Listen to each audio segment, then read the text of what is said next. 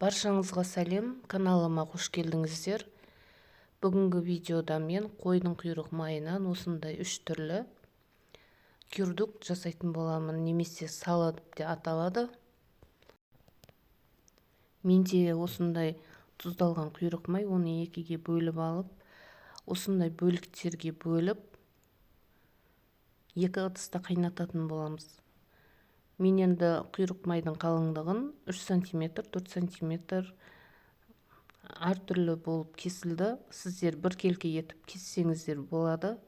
Бұл менің алғашқы жасауым.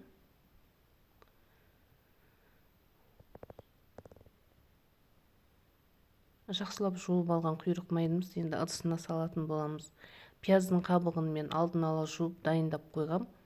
Ыдысымыздың астына пияздың қабығын салып, бетіне 4-5 дана лавр жапырағын және қара бұрышты салып, оның үстіне құйрық майларымызды жайғастырып, үстінен суын құятын боламыз.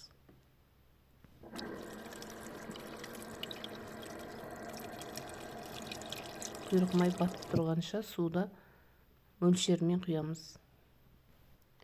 Енді әркім әртүрлі қайнатады екен. Біреулерге шала піскен құйрық май ұнайды екен, біреулерге таза піскен ұнайды екен. Сондықтан мен құйрық май таза піскенше қайнатам, бірақ езіліп кетпеу керек.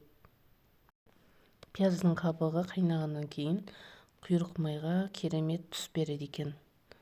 Бірге көретін боламыз сіздермен. Енді осы екінші бөлігімізді де бөліктерге бөліп, жақсылап жуып, оны да қайнататын боламыз. Жалпы құйрық майдың пайдасына тоқталатын болсақ, құйрық майдың пайдасы өте күшті. Әсіресе қыстың кездерде, суық кезеңдерде дастарханнан құйрық майды үзбеу керек. Таңертеңгі уақытта тағам ретінде жеп тұру керек. Суыққа қарсы иммунитетті көтереді.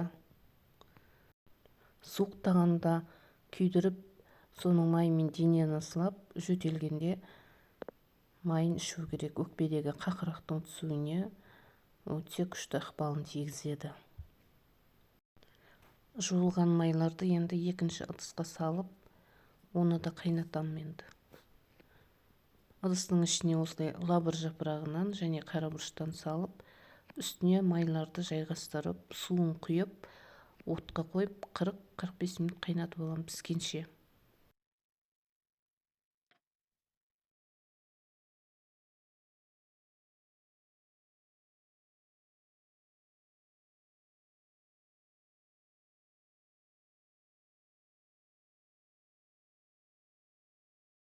Мен екінші бөлікті пока турап салам дегенше біздің бірінші ыдыстағы құйрық май осылай әдемі қайнап жатыр. Қараңыздар, қандай керемет түс берген. Біздің екінші ыдысымыздағы да құйрық май қайнауға жақын тұр. Қайнағаннан кейін кішкене бетіндегі көбігін алып тастасаңыздар болады.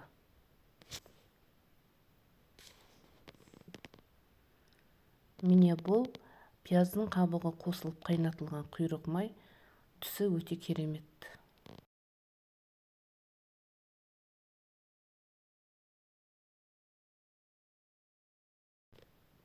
Міне біздің екінші ыдыстағы құйрық майымыз да пісті, оны сүзіп алдым. Енді суығанын күтетін боламыз. Суығаннан кейін керекті приправаларын жағып, ыдыстарына салып, мұздатқышқа қоятын боламын.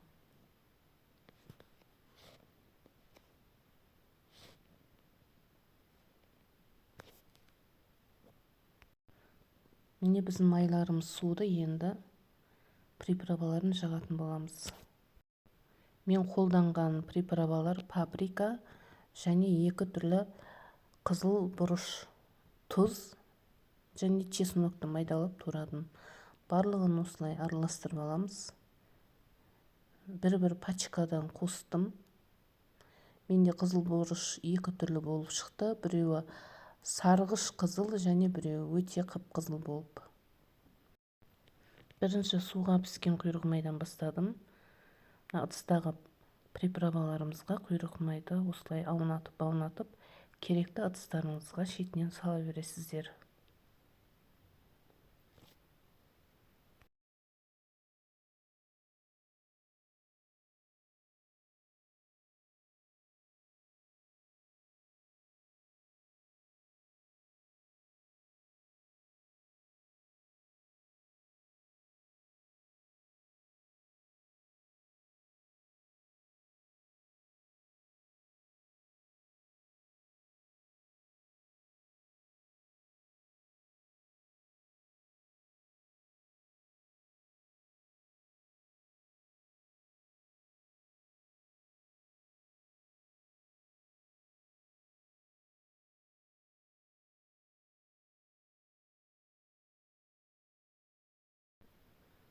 мына жерде пияздың қабығына қайнаған құйрық май видеоға дұрыс түспей қалыпты. Бұл жасап жатқаным пияздың қабығына қайнаған құйрық май өте қызыл болып әдемі болып шықты түсі.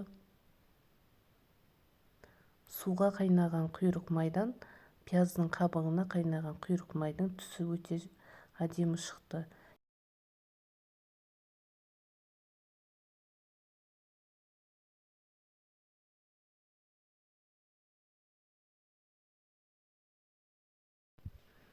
Бұл жерде енді мен қара бұрышпен жасайтын боламын. Қара бұрыш, тұз, чеснок және кориандрды майдалап қостым. Барлығын жақсылап араластырып, құйрық майды осылай аунатамыз.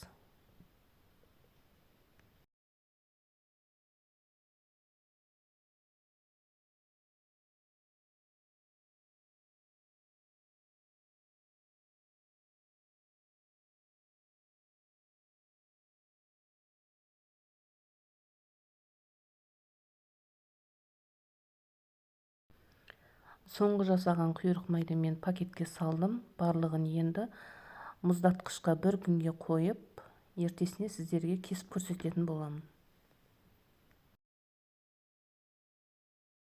Бір күн мұздатқышта тұрды, енді кесіп көрсететін боламын.